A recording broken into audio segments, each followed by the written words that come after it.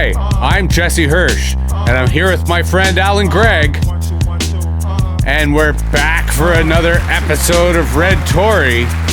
And you'll notice, Allan, that the automated audience is back, because guess what I found out when I removed it during our episode on Monday is the copyright police struck our episode. Uh-oh. And here's the weird thing. That song that is our intro, it's struck in Russia, of all places. So for reasons I could never explain, it means that our content, when we get struck, is not available in Russia. And I think today's episode is so important in the Russian context that we want anyone who's there to be able to access this particular conversation. So hopefully that automated applause track will do the trick to obfuscate the copyright. Speaking of which, Allan, what do you want to talk about today?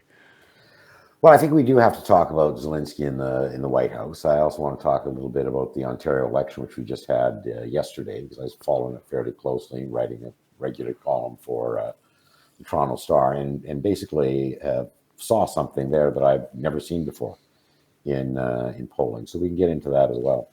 Right on. And this the Zelensky stuff, which I try on a good day. I take a nap every day after lunch. And when I woke up today and sort of looked at TikTok, every single TikTok was a different aspect of this. I don't know what to call it, a spectacle. It wasn't a press conference. Like, how would you describe it? What are we looking at here? Well, first, you can't believe that it was spontaneous, that this had to be part of the strategy that Vance and Trump were employing to basically, browbeat and humiliate Zelensky and demonstrate that they are in charge and they are unrelenting. That said, if someone behaved that way in your living room, you throw them out of the house. So again, just continues to flabbergast on all fronts. And what this will mean in substantive terms, who knows? Zelensky may get on an airplane and say, that's the end of that. I'll try to figure it out myself, but I'm not going through that again. I don't know what happened to the mineral deal as a consequence. It's not clear at all. I can't believe there's a happy ending there. But and you? Well, I think to your point about his flight back home, I think all eyes now are on Europe. And whether Europe both recognizes this for what it is, which is a seismic shift in diplomatic relations, and whether they want to rally behind Ukraine and say, look, whatever your choice is, Zelensky, we'll back you. It's important that we stand up to Putin, that we stand up to this aggression. But I also felt on a media level that to your point, this was a very staged media event.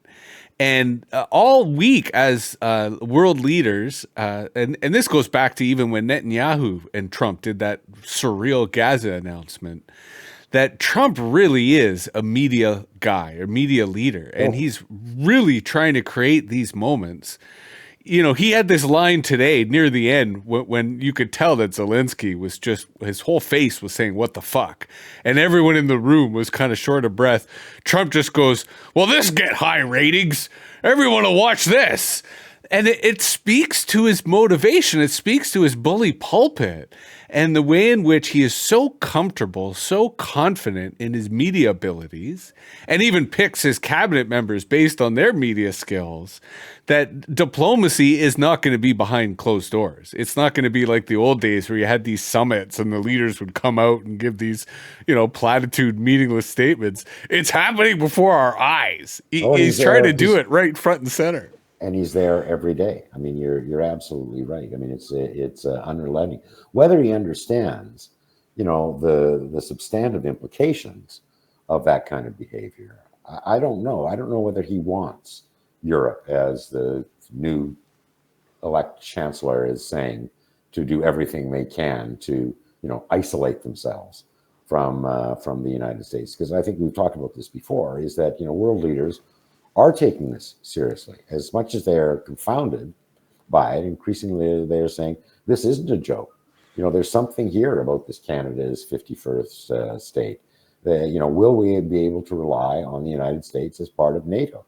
And if not, what does NATO look like? And they're that far and further down the road, saying, okay, well, let's talk about the reconstructed NATO. And the other thing that has happened as a consequence of this is that, virtually all of the European countries have in their own minds saying, we've got to up our military spending now to about 3% GDP, which is, over a 50% increase of what they were planning for. And that's just the price we pay for being part of this new world. Well, and not only that, but they're focusing a lot of that spending on domestic industry and domestic R&D, because they don't think they can count on the United States as a solid supplier, at least long term. And I think the other dynamic of this, to where you started, is the kind of discordant realities we're seeing on the global stage. Because where Trump is a very smart media operator, he has decimated his intelligence apparatus. Like, he certainly doesn't have the daily presidential briefing anymore. And a lot of the people who could speak truth to power are gone. He may be looking at what Fox News is covering. He may be looking at what the headlines and stuff. But to your point, he's no longer reading the same stuff that the European leaders are. And go ahead. And you go back, for example, to Halverson's Best and the Brightest, where he talks about the people that were Kennedy surrounded him and how important that was in terms of unraveling disasters like the Bay of Pigs. And absent that kind of sober second thought at your, at your elbow, no individual is going to make 100% of the right decisions. And this guy especially doesn't have kind of the understanding or context or history to know the implications of a lot of the disaster that he is kind of unleashing right now. But even worse, my point is that he's in a kind of echo chamber where it's not even led by intelligence professionals, it's led by media professionals. Yeah. Because what I found partly shocking, and what this is part of what I love about TikTok, is it's showing me this event, but from multiple camera angles and from multiple sources. So I saw some of the questions that were being asked by a very pro-Trump media corps that was in the Oval Office. And this one, the only word I can use is asshole, sort of goes to Zelensky, why aren't you wearing a suit? Don't you think it's disrespectful that you come to the Oval Office not wearing a suit? Aren't you disrespecting the American people? And of course, the reason he's not wearing a suit, everyone knows. It's that he's at war. And he's not going to wear a suit until the war is done. So Zelensky's answer was really kind of... dressing like that every day for 3 years. Right. Like, it was a really a canned answer. Like, Zelensky's given that answer 100 times. But the stupidity and arrogance of the guy asking the question, because he wasn't asking it for Zelensky. He was performing for Trump. He was trying to show the boss. He was trying to show the big man that I'm one of the good ones. Make sure that I get to be part of the press corps.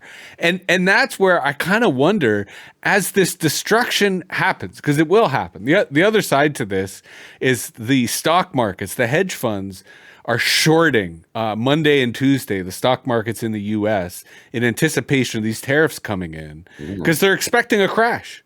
Yeah. Right? Everyone is going, look, this is going to be catastrophe.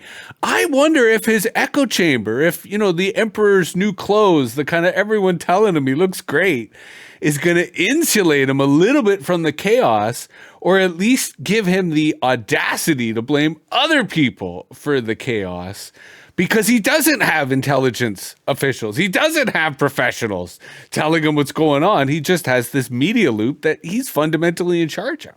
Well, and you can guess that he will go on the offensive. I mean, that's his whole modus vivendi, and that Cohen taught him that, in the 70s, and it's served him well throughout. Attack, never relent, blame the other guy, shift the focus onto something else. But I mean, you talk even about the ass kissing of the journalist community, and that's one of the other kind of guardrails in society. And so now he's reordered who gets in to the Oval Office, who is part of the press pool now, in a way that again is inconsistent with the Washington correspondents who they protest right across the board, saying this isn't healthy, this isn't good. So you wonder. I mean, we all are starting to sound like crying ninnies here, but it really is just kind of beyond the pale. And today was kind of the most beyond the pale that we've seen.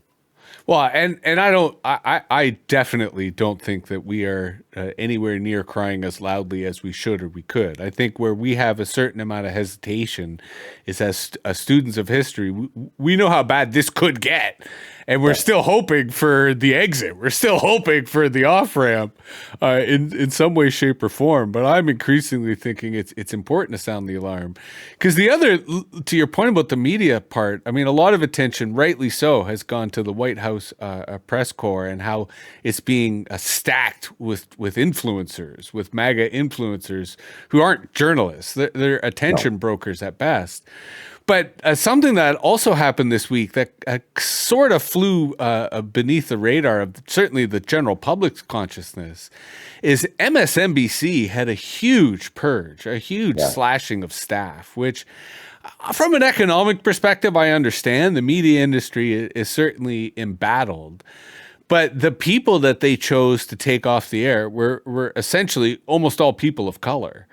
And it goes into this kind of anti-diversity backlash that's happening. And where you would expect that to happen at a Fox News, to see MSNBC, kind of engaging in that makes me worried. Makes me think, wow, there's not much there. Especially at the very same time, they seem to be doubling down on a, more progressive news lens that they're going to look through and say that, if this is what the landscape is like now, having to speak to your audience as opposed to the general public, then I guess that's the lane we're getting into. But as offsetting that with, okay, if DEI is on the way out, then maybe we can follow suit. I mean, you saw it again in Canada in terms of McCarthy Tegro, one of the biggest and most respected law firms in Canada. They've had a policy for the last 3 years of hiring summer students who are disproportionately Black and Indigenous. And they've just said, well, we don't think we're going to do that anymore, in keeping with the same kind of general. And you wonder whether it's these people saying, we never really wanted to do this, but felt it was politically correct to do it. Or they actually thought it was a good thing, but now I'm going to get into trouble for doing it. I mean, either way, they're sending a terrible message to a lot of people who are going to remember this, in the ethnic equivalent of Je me souviens. And I think the mistake here is this short-sightedness, when instead there should be, to your point of where Europe's head's at, a much longer view, right? Of how do we not just react to this short-term shock, but how do we think about a new, more sustainable multilateral relationship, infrastructure relationship, organizational resiliency, like whatever scale you want to apply it to. I think for me, what this Zelensky moment marks is the shock has to end. We have to stop pretending that this is happening. We have to start planning, reacting in a manner that is strategic. Because when you and I spoke last, we started with, hey, there's still a lot of people in denial. There's still a lot of people saying, hey, this is bluster. This is negotiating. This is not actually authoritarianism. And I think we're at a point now, because the other, there's two sides to this press conference in addition to the media spectacle. One was the insulting behavior, to your point, that no one would tolerate this in their house. No, this is not how you negotiate. This is not how you do diplomacy. But the other, and this is where Zelensky, to give him credit, is a very skilled politician, especially with the rare earth mineral stuff. He kept going back to, that is not for me to negotiate. That is for the Ukrainian people, right? Like, I can only do so much. The Ukrainian people are fundamental. Like, his language was very much infused into, I know my mandate. There's limits to that mandate. I live in a democratic society. Versus Trump's language was so blatantly authoritarian, right? Yeah. This is what you're going to do. We're telling you what to do. You got no other choice. Do it because you like. And that's what's shocking. See, I think there is still, you're right, there's uncertainty around, whether this is authoritarianism, whether this is on the road to fascism or what have you. But I don't think there's much uncertainty left on we have to change. That this is not something that you can just kind of hope is going to go away. I mean, you mentioned the markets. It'll be very interesting to see Monday and Tuesday, because the markets right now are kind of still all right. You know, are you really thinking that they're not going to bring in tariffs on the 4th? And if you are thinking they are going to bring in tariffs, why didn't you short the market today, when it's at a much higher level? So again, Canada, you know, being kind of a second world country in some respects, is in a really interesting kind of position. That while, you know, many countries around the world view Canada very favorably and as a potential friend, we don't bring that much to the table. And there's also argument, the last 2 decades, we've kind of receded. I mean, witness our inability to get a seat on the Security Council, you know, 2 go times in a row at the United Nations. But and compounding that is that we are more reliant than any of these other countries. So it is very kind of odd. Let's put it that way. Yeah, and unprecedented. And in the same way that I like to joke that the problem with climate change is it's ahistorical, right? Our weather models don't hold up. I kind of feel that politically we're in a similar situation where our political models don't hold up. History certainly has much to teach us and much to inform us. We'll get into it in a bit, but I'm working on my post for tomorrow, kind of rethinking what Canada's radical response could be, what it should be, especially given how vulnerable we are to the types of actions that are taking place. But also because I think what Europe's doing, it is laudable, is thinking about a new kind of post-American multinationalism, multilateralism, that I think Canada is very much welcome to participate in, and on some respects culturally ready for. But what worries me, and we can sort of wrap our American part and shift to Ontario after this, but what worries me is the kind of Berlusconi effect of what we're seeing. That the Berlusconi model is very much similar to Trump, that it was a guy who had media expertise and who said really outlandish stuff and was in his own way kind of popular amongst his base for a very long time. And what worries me is that the way in which Trump's power is exercised, will continue to be exercised, is through the media. And that's where I think Canada is really vulnerable, because so much of our media is American. So much of our thinking is American. So much of our culture is American. Doesn't have to be.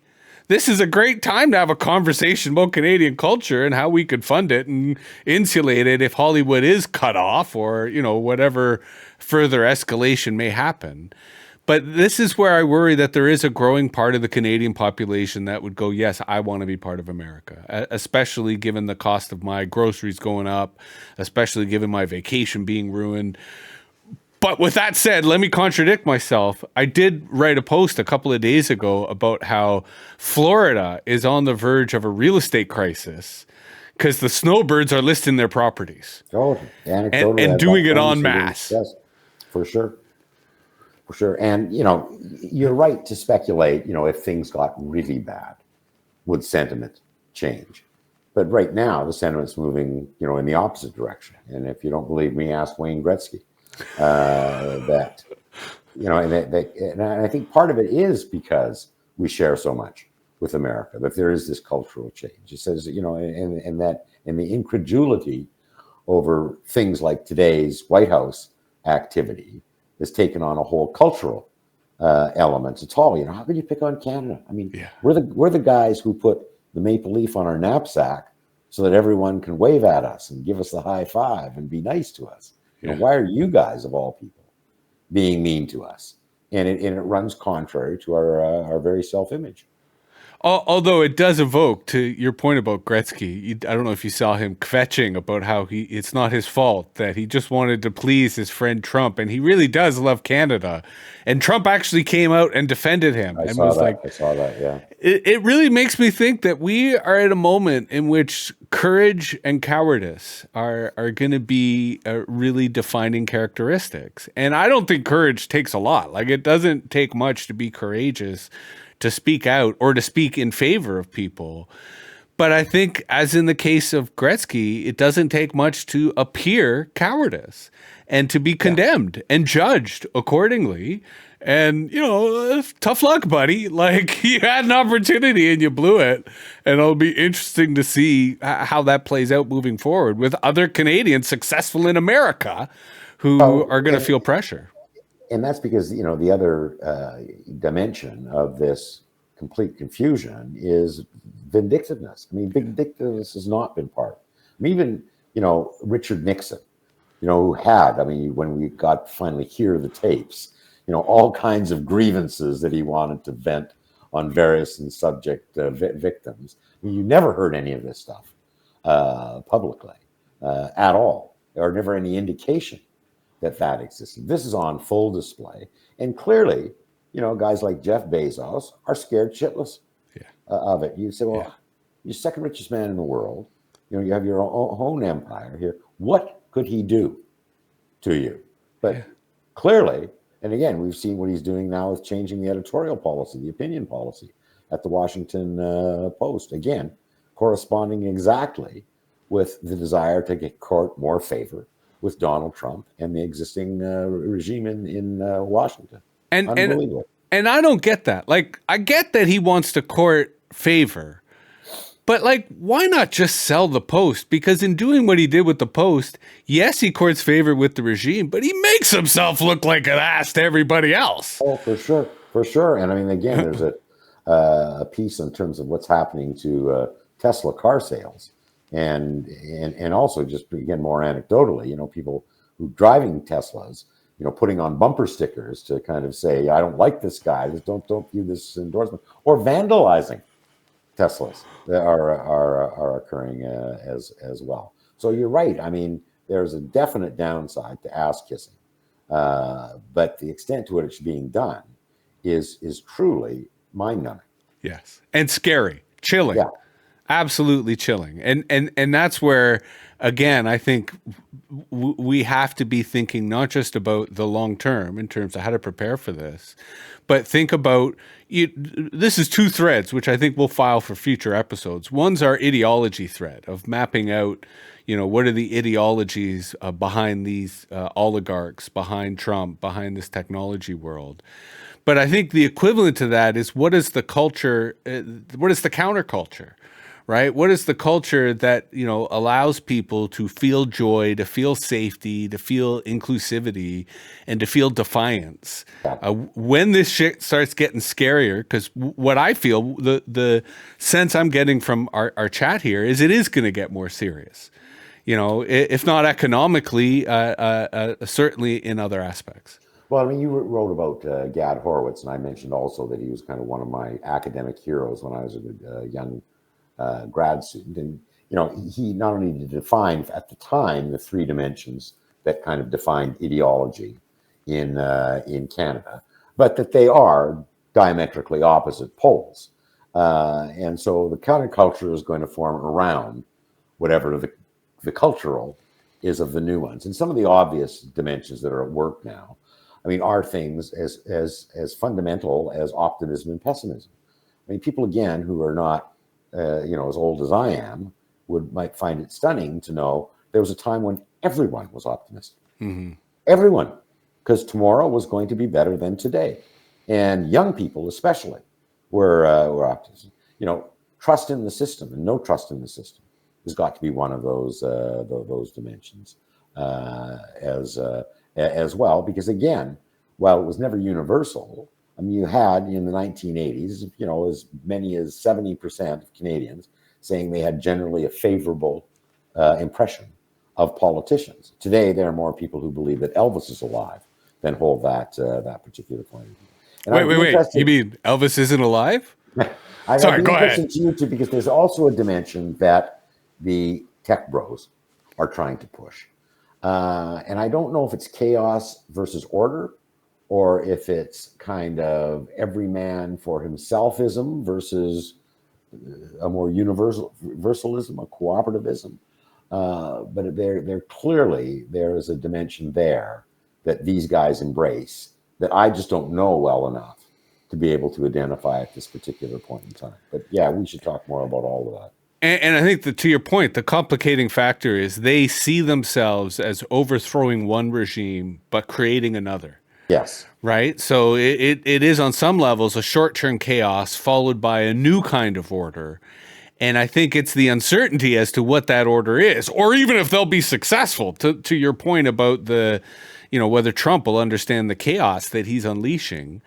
That's unfortunately part of the wait and see category.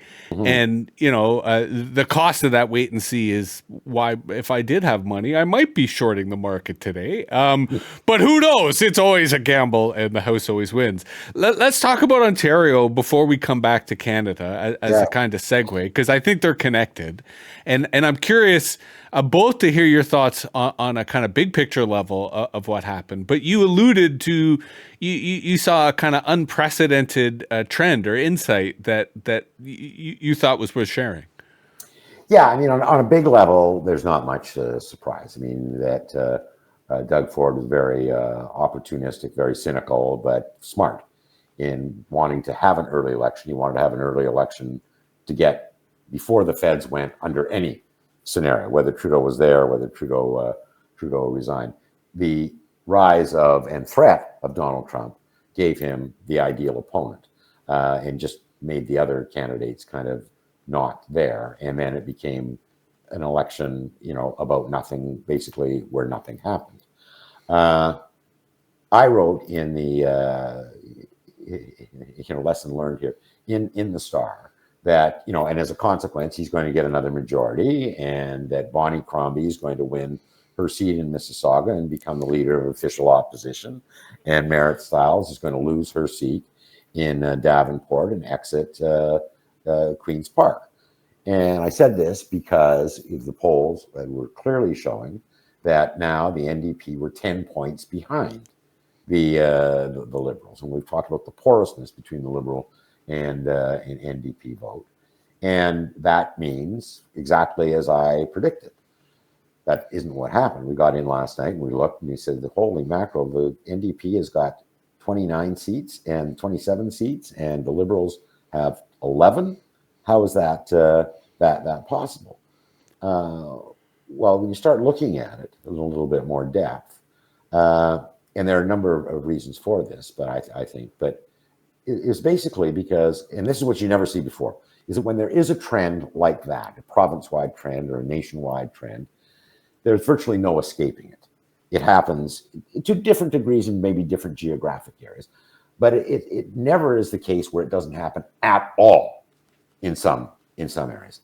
And in those 27 NDP ridings, it did not happen at all. Yeah. There was no diminution in NDP support. Although, to your point, the numbers did match it, though. Like, the NDP got hardly any of the percent vote. They just had those ridings. The polls were right. The pollsters were wrong, because we were using a traditional yardstick of understanding how popular vote translates into seats.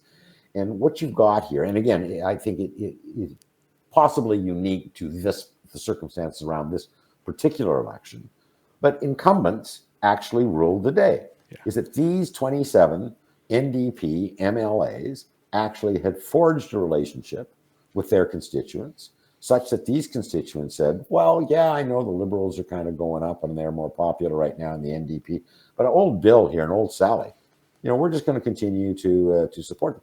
That's something that we discount in modern politics, that, incumbency really does matter. And that you can forge that relationship. And again, as a sample of one, I mean, I live in an NDP riding in downtown Toronto, and our local MLA is there at the flea market. Yeah. He's there at Little League baseball games.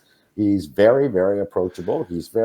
And it made a difference. I was going to say, I'm not sure that's all incumbents. I think that's in particular NDP incumbents, because the party is so broke that these individuals really have to work for their job.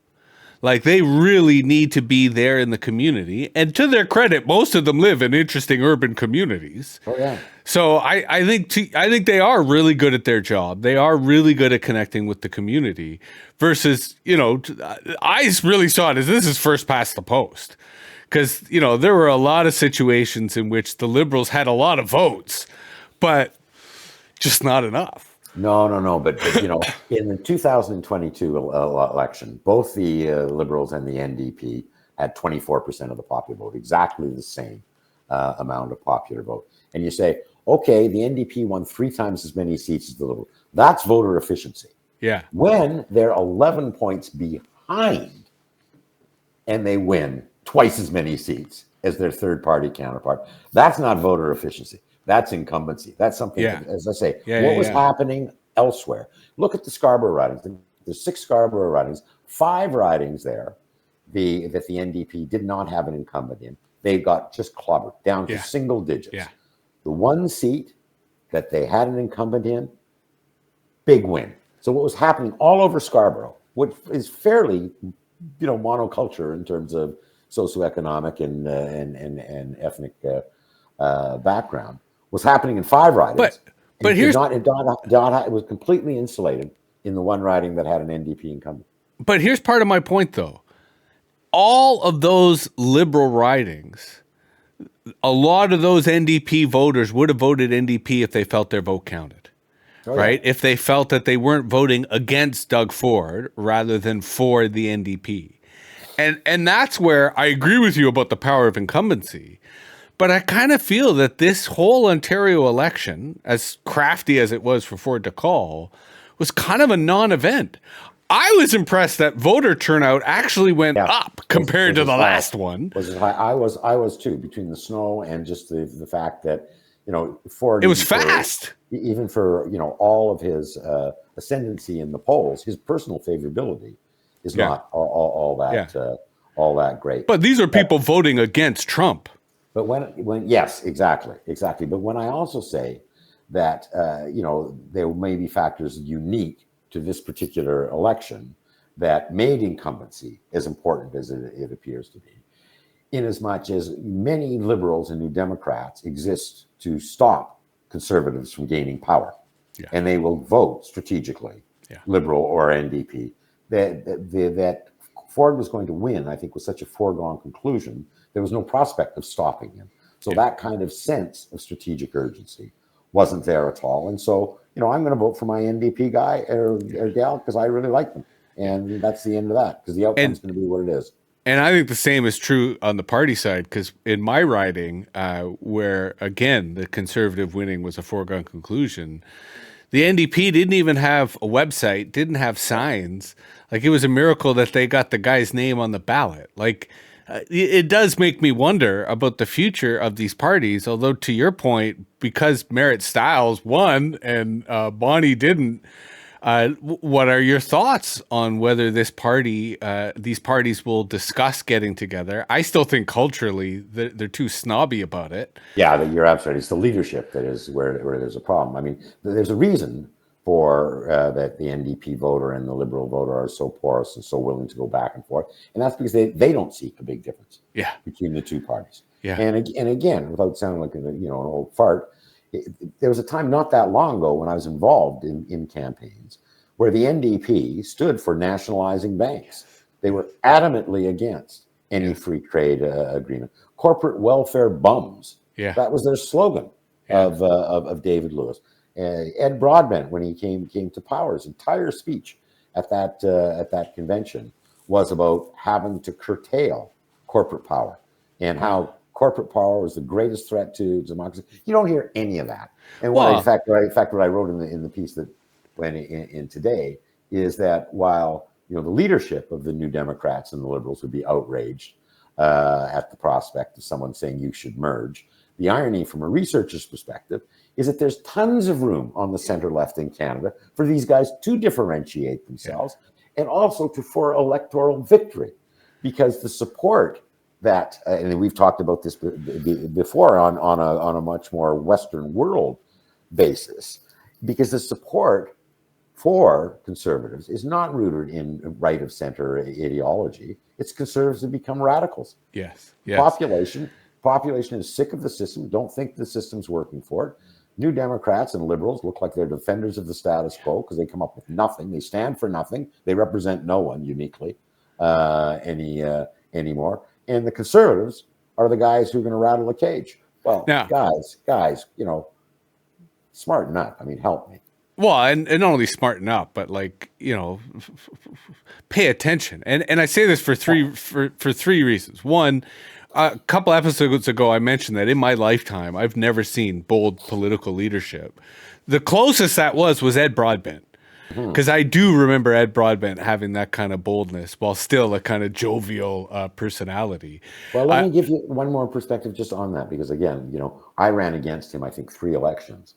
And Robin Sears, very good friend of mine, is back in the day where you're actually friends with people who are in the other party, ran the NDP campaign. And he would fall into the same trap all the time, because you would look at, Brian Mulroney's ratings and John Turner's ratings and Ed Broadbent's ratings, favorability ratings, and Broadbent's would be 3 times higher than the other guys. And the NDP would say, that Ed Broadbent is a great leader of the NDP. That Ed Broadbent, represents people just like you. Isn't it time you started thinking about Ed Broadbent as the Prime Minister of Canada? To which the reaction was, oh, no, fuck, no. That's not what we like him exactly where he is, as the conscience of Parliament. Of kicking up shit. And there's nothing the matter with that role. There's nothing the matter for that role for a Jagmeet Singh. But times are different now. And that's where you could absolutely reframe that of, and again, I'm picking on Ed Broadbent, and then I want to make my point, where you could make the argument that he's the prime minister we need right now. Right? That you need that conscious in power, that you need that conscious, especially the way that the NDP always looked like the coalition people, the people who could bring together diverse groups and be the convener, be that kind of power. But 22 Minutes had this really interesting sketch in the past week where they had the same actress playing I keep wanting to say Bonnie Crombie and Merritt Stiles, just one time wearing an orange blazer and the other time wearing a red blazer. And it was interesting, the skit of like the two of them debating. But the point they made, which is very powerful, is their policies are really not at all different. No. Right? It was just the wording of the policies, the marketing, the sloganeering of the policies that were different. And this made me think, and I want to phrase this to you as a kind of question, but really it's a problem, and I don't expect you to have the solution, but maybe you do.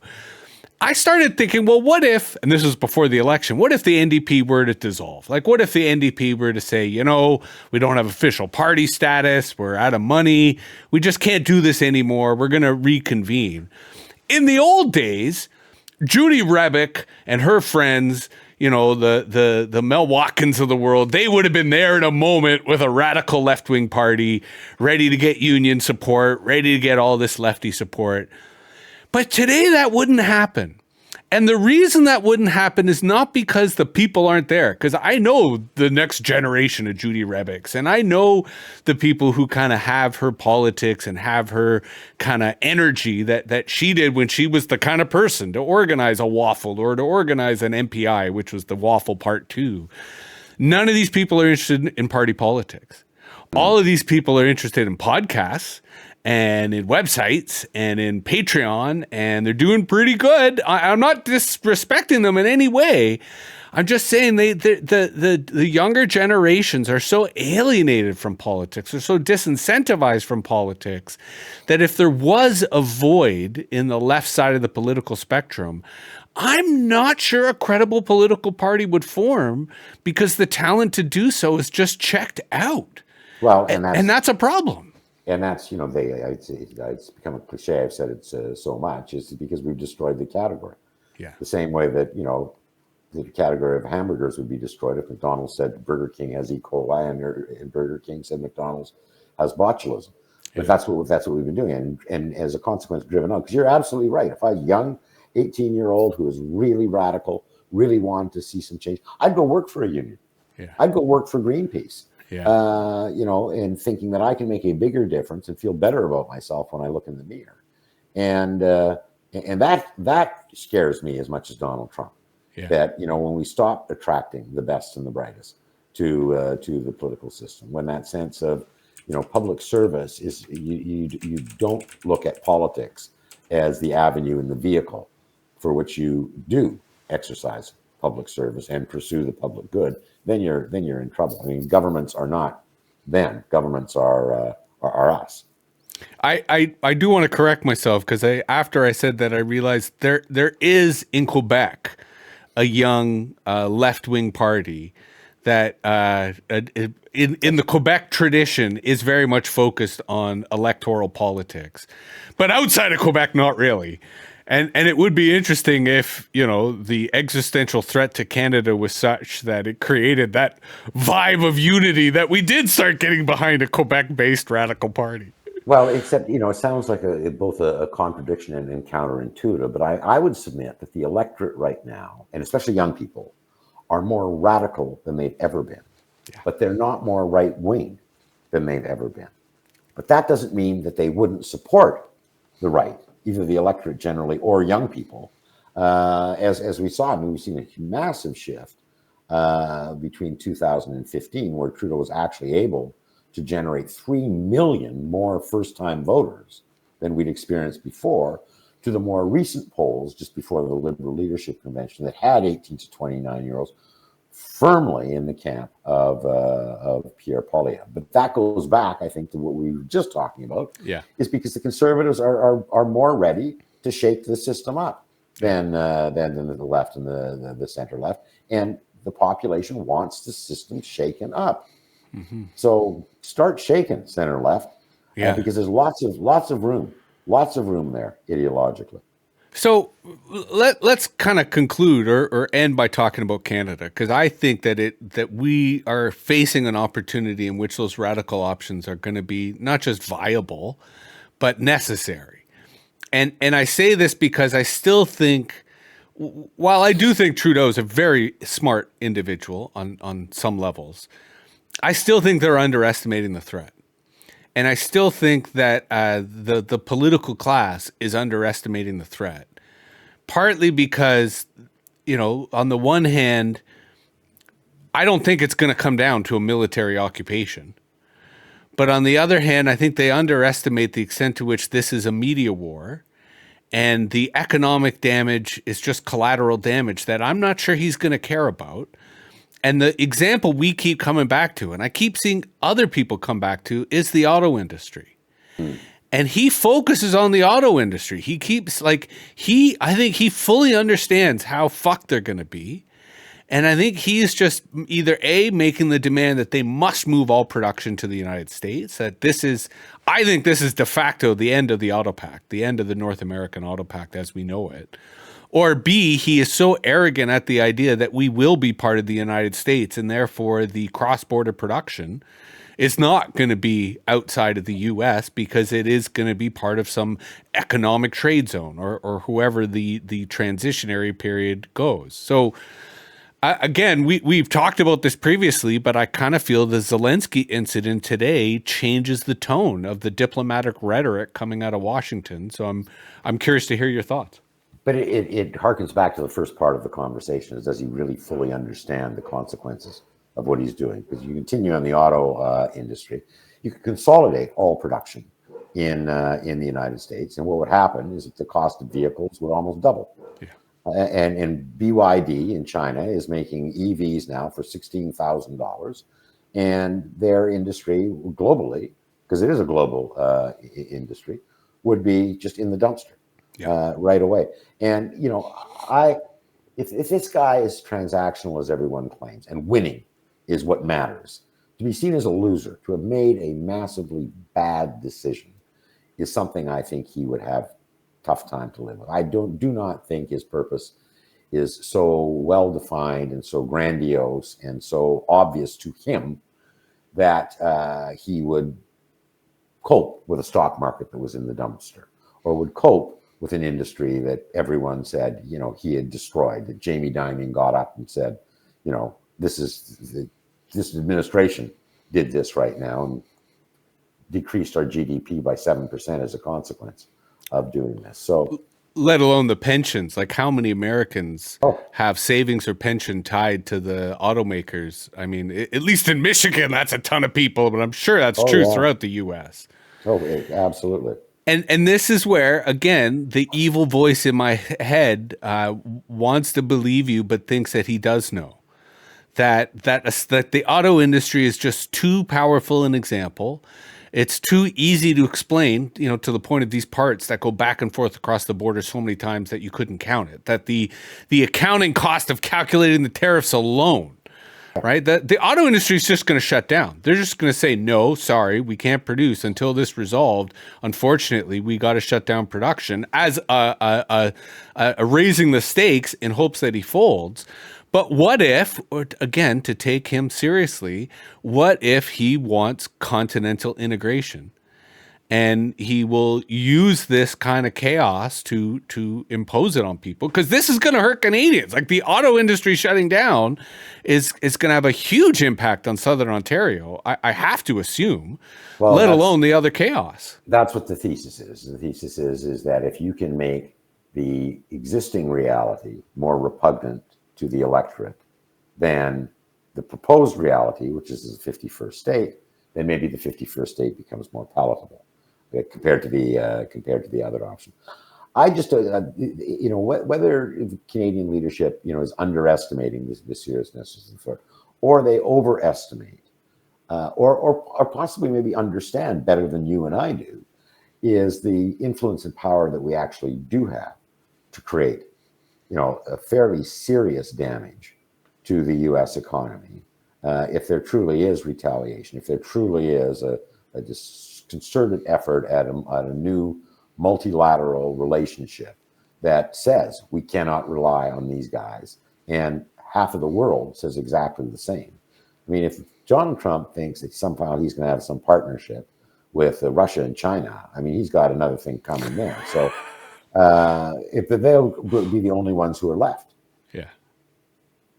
And that's where, again, I do have confidence in the rest of the world. You say 50%. I think it could be more than 50%. I think, what we could be witnessing on a reputational level is the fastest trashing of an already soiled reputation in the history of anything, right? Like, if, the Roman Empire fell over time because of infrastructure and military, could the American Empire fall rapidly because of culture, because of reputation, because of trust?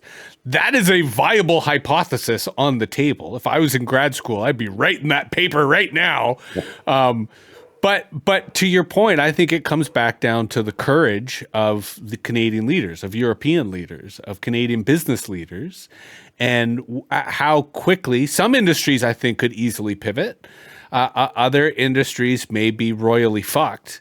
And that's what worries me. And in the United States, to go back to the Zelensky conference, it's the obedience that worries me. It's the amount of people who are not going to rebel against this guy, who are going to make up some delusion as to why they should suffer through this chaos when it's preventable.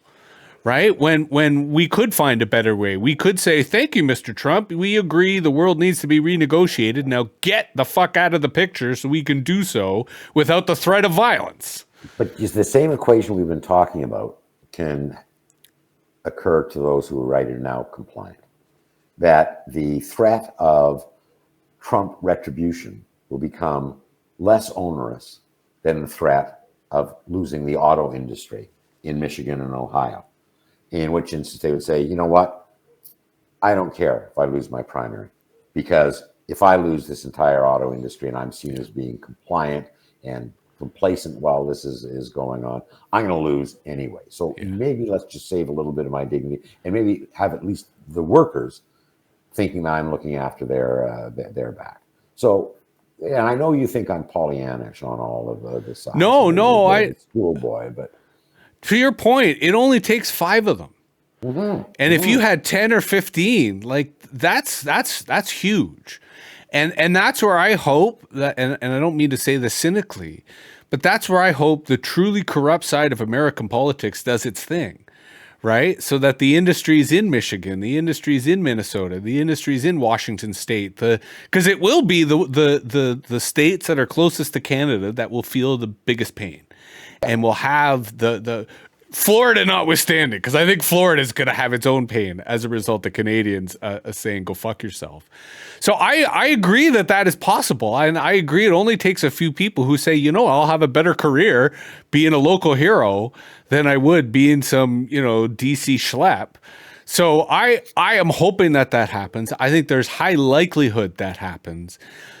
again, to be thorough in our political science conversation, the other danger is the MAGA nuts, right? That it's not just losing your job, that some people fear that they're losing their life, that they fear. The interesting thing in a lot of part of this is that the MAGA nuts almost seem to be completely marginalized. Yeah. In the whole conversation, in the whole debate, they're left with Steve Bannon compared to Elon Musk. I mean, yeah, who's got more influence? Who's got a louder voice right now? But you also started to talk, all these sycophants that have been pointed to executive positions for no other reason than they understand media. Given that limited knowledge, if there was any kind of significant opposition rising up, trust me, they're not smart enough. They're not a Robert Reich. They're not Pete Bogdanovich, to be smart enough to figure out how to deal with that opposition. They would just basically point their finger at them and say, you're poopy pants. Yeah. And that would be the full extent of their strategy. Yeah, I agree. And that's where, to go back to our larger point of there's an opportunity now for fresh, radical voices and ideas. Yeah. I think it really wouldn't take much for someone who has courage and substance to become a focal point for a lot of hope. And if that focal point is a backlash, I think they would handle it fine, because to your point, I don't think that competence is there. But I will continue to be the voice of skepticism and say what worries me about the potential for the cabinet in particular to squash dissent is, in their first cabinet meeting, Elon Musk's prominence was not just symbolic, because he is the surveillance arm of the cabinet. And he will be in a position to let them know who the whistleblowers, who the dissenters are. So unless it is someone who is willing to get the media fame and power they deserve, they might be able to circumvent any of those dissenters before they have an opportunity to speak up. But again, clearly they're kind of yesterday's news. But I mean, have you seen the crowds that Bernie Sanders is starting to attract on the Stop the Oligarchs? Yeah. Elizabeth Warren. Again, had the same kind of town halls. You think they didn't have enough room for all the people who came up. Al Sharpton is doing. None of these people are my guiding lights, but he's doing protests and boycotts on companies that are getting rid of DEI and actually supporting ones that are maintaining and bringing big crowds and having shoppers. And so, if those kind of yesterday's newsies can tap into that kind of sentiment, and there is someone. And again, I'd like to see even younger than this, but a Greta Whitmer, who's got a vested interest to make sure that auto industry doesn't go and understands blue collar workers, understands, mainstream America, could get out there and start rattling the saber. I think these guys might find themselves with their finger between their collar and their neck a lot quicker than they might realize. I agree. And someone else who I may or may not have mentioned on the podcast before, who you should keep an eye on, is Jasmine Crockett, who is a young congresswoman. And oh boy, is she on fire. Like she's pretty new. Where is she from? There's one from Washington State too, who's really impressive. She and her husband runs a garage, a body repair shop or something. I unfortunately, I need to know where she's from. I only recently followed her on TikTok. So TikTok's showing me all her barn burners. But there's a bunch of young congressional Democrats who I think, given the right platform, given the right opportunity, and to your point, the Bernies of the world are organizing out there as well. So I think there's a much to look forward to. And to your point, I think we already are seeing a lot of protests in American cities. And I think as the weather gets more hospitable, we're going to see a lot more. And we're going to see a lot of people out in the street, at the very least as a therapy measure, because it makes people feel good and less helpless and like they're with their community. But I think people are outraged and pissed off. And how this plays, for sure, Trump is going to vilify and demonize and maybe even mobilize, police and military. But to your point, this will play in the media differently. And I think this could shift the media narrative back to the counterculture, back to the opposition to all of this in a very positive way.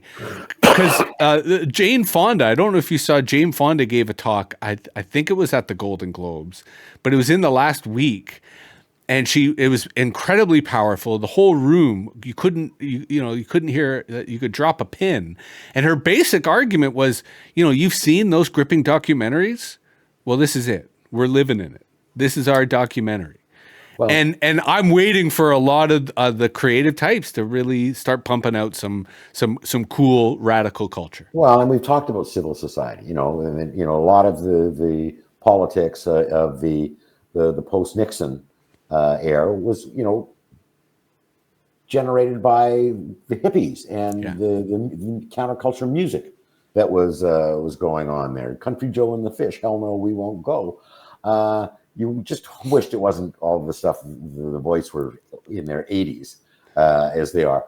But we started with Zelensky in the White House, and it'll be interesting because the other thing that that I've seen many times is it's quite surprising how people come to judgments because they internalize all kinds of things that they can relate to. The very fact that this whole episode was so undignified, it's going to be very interesting to see how that plays out. Yes. People who say, well, yeah, he's shaking stuff up, but I don't want someone who's that rude and that awful to be my leader. Yeah. It's one thing to say I'll grab their pussies, which is an abstract thing. It's quite something else to invite someone into your house and treat them like that in front of strangers. Yeah. And that's something that is relatable for the average person. And I say often it's these, I remember again, doing focus groups on David Peterson, former premier of Ontario. And people saying all of these incredibly positive things. Oh, I think he's a really hip guy. I think he really cares about me. He's very modern. And we kind of again, so why do you think that? And he said, well, just look at the way he wears his tie. It's never done up all the way to the top. It's kind of half undone all the time. And that was a major part of what a lot of these people were forming judgment and creating a great lusty narrative about what kind of person he was based on that tie. Yeah. So, never kind of underestimate how people come to judgment sometimes. And this could be, to your starting point, this could be a bit of a turning point. We should watch. Well, and I think it's seismic. I think where it turns is the issue. And what worries me is a lot of people already know who Trump is and what his style is. But I think to your larger point, this is going to change diplomacy as we know it. I think this was unprecedented, especially because this is a wartime leader. And that level of disrespect, that level of belligerence in the context of war is also generally rare, even amongst opponents, for crying out loud. And I think to your point, that may have, because you a few times, rightly so, pointed out the age dynamics. And we do in future episodes do need to get into the generational kind of divides that are playing into politics. But the reality is most voters are older. Most people who are engaged in politics are older. And I think the reason the Bernies, the Jane Fondas, and the other people of a certain vintage are active is they understand history. Yeah. Right. History is a big delineator in how people are interpreting these events. When I spoke to the graduating class at University of Windsor in the summer, I said, I'm 73 years old. What could I have in common with a 23-year-old, 21-year-old? And they said, well, when I was going to university, and then all of the riots broke out on campuses around Palestine. That my generation was steeped in radicalism. We got the shit kicked out of us, in the early 1970s with things like Kent State and other. Altamont was terrible trauma for us as well as a concert with the Rolling Stones. But there is, and they are now grandparents. Yeah. And maybe they'll put their little grandson on their knee and kind of give them a little talk about what the world really needs right now. So, well, and to your point about Windsor, like how many times did Detroit burn in the 60s and 70s? Oh, unreal. Yeah, right. And that history is often forgotten. Will it burn again this spring and summer? Only time will tell. But I think that's a good point for us to end. We're back on Monday. Who knows what's going to happen? But I think this next week is going to be a very pivotal point, certainly in North American history, assuming these tariffs come in. But even if they don't, I think we are facing history as it happens. So tune in to Red-Tory on YouTube, on your audio podcast networks. No shortage of gruel, that's for sure. Yes, no doubt. All right. Talk to you soon. Take care all.